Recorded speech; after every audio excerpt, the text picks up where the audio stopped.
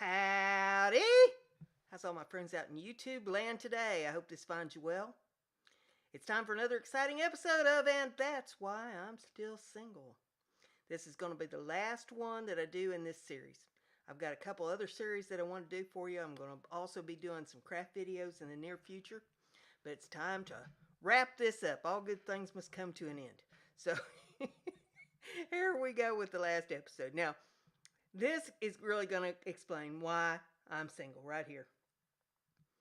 After the last feller that I dated, I decided to just call it quits. And this has been a few years back. I haven't dated in a long time, but I had just moved here to this house that I'm living in now. And my house was a sea of boxes. I hadn't unpacked nothing, and I was working like 12 and 18-hour days, 7 days a week. No time off for good behavior. A fella contacted me that lives in the next town up and wanted to get out to dinner, and I said, well, I reckon we could do that. I thought, I don't know anybody around in the area, and it might be nice to meet somebody from the local area and get to know what goes on around here. So I went out with him to a local restaurant, and we had a few laughs and enjoyed each other's company. This was just a few days before Christmas, like maybe a week before Christmas, and he, at the end of the evening, he says, there's going to be a New Year's Eve coming up here pretty quick, and how about me and you go out for New Year's Eve? And I said, well, is there something special going on in the area? And he says, well, I don't know. He says, but there's always something going on for New Year's Eve. I'm sure we could find some place to go. And now, being a woman, what's going on in my mind is, I don't go out any place. I haven't been out any place in a long time, so I'm going to have a new dress, new shoes, and stuff to go out. But then I'm also thinking, well, it could be fun, because I haven't been out in a long time, and this would be something different to do. And he was a nice fella, had a good job, and had his own vehicle and his own house, and he'd been divorced for a long time, and kids was out and grown and everything, so that, what was not to like? He'd been polite all evening, and so I said, well, yeah, that could be fun. I said, I bet, one of us can get on the internet. We can probably find something. So I come on home at the end of the evening, and a couple days later, he contacts me again, wants to go out to dinner again. Now, what had happened in my woman's head was, well, we'll go out maybe once every couple weeks or something, and now here he is a couple days later wanting to go out again. I'm like, well, I'm never going to get my house unpacked at this rate, with all the hours I'm working and everything. But all work, no play makes Brenda a dull girl. So maybe, going out to dinner, it's local. It's not like I'm going to be gone forever. So I met him in another local restaurant, and we had dinner, had a good time. And he says, Christmas is coming up here in a couple days. He says, I think we ought to get together for Christmas. And I said, well, I don't usually celebrate Christmas much, just being alone. And I can work Christmas Day, and I knew with his job he could also work Christmas Day if he wanted to.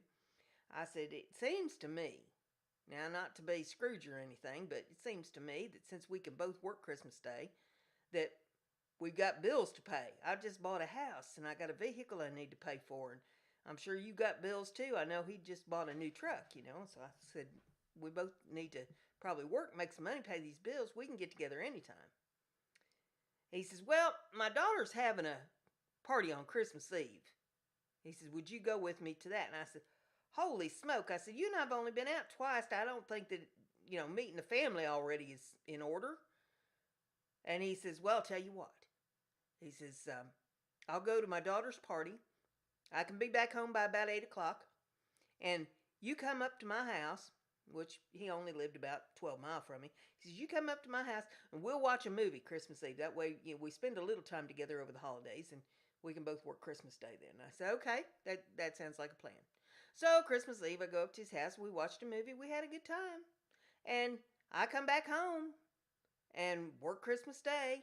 The day after Christmas, he messages me again. Now, this is the 26th, remember, and we're supposed to go out on the 31st for New Year's Eve. I'd bought a new dress and new shoes, and we had reservations at a restaurant where they's going to have a band and stuff, and it was going to be a good time. On the 26th of December, he contacts me, and he says, how would you feel about getting married? I said, who? He said, well, to me. I said, now wait a minute. Where's this coming from? I said, you and I have only been out on 3 dates, basically, if you count the movie thing. And you don't even know me. I said, what? Why would you want to be marrying me this quick? And he says, well, he says, I like you. He says, we get along good. I think it'd be a good idea. I said, now, look, I wasn't born yesterday. There's more to this than what you're telling me. I said, why don't you just spill it and tell me what's going on in your head? And he says, well, he says, if we got married, since you don't have any insurance, because I was self-employed and didn't have health insurance, he says, if we got married, you could be on my health insurance program. I cannot make this stuff up. I said, look, I don't think that's any reason for a couple people to get married, and I certainly would not use that as an excuse to try to marry somebody. No. I said, I just bought this house. I got a lot going on in my life. I said, look, because at this point I was just, wanting a breather. I said, look, I know it's about time for you to go to work. I need to get some work done. Maybe we can discuss this later. And so he agreed. I think he was feeling pretty uncomfortable. So he goes on to work, and I knew about what time he'd get online that night. And so I just sent him a message. And I said, you're a really nice guy.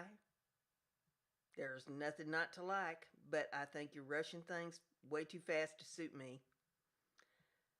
I'm sure you can probably find another lady that would be acceptable to what you're offering, but I'm not the one. So, I think you need to just move on to somebody else. I know New Year's Eve's coming up and we've got reservations, but I'm sure you can find somebody else to go or cancel the reservations. And he got the message and he wrote back to me, and all he had to say was, have a nice life.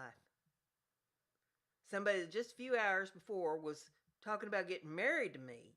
That's all he had to say to me. So I knew right then that I had made the right decision. I've never been lonely a day in my life.